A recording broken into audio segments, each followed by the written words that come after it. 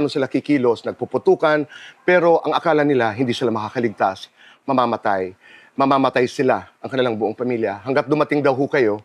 At nung pagdating, hindi na malilimutan yung pagharap mo sa kanila. Ikaw mismo, Manong Ariel, sabi mo sa kanila, sa kanya, kasi bata siya at naalala niya, ligtas na kayo, nandito na kami. Proprotektahan namin kayo. And that boy, Dexter, has not forgotten that story. Pag kayo nasa bakbakan ho, how do you make sure na less ang distraction? Na ito lamang po. Ang palagi kong sinasalang-alang-alang, yung mga tao ko. Kasi kung hindi ako magiging decisive, mas maraming magiging casualty sa mga tao ko. It's all survival, di ba? Right. But that was a long battle. Yeah. 24 hours and you survived that. Tanong, Manong Ariel. Then and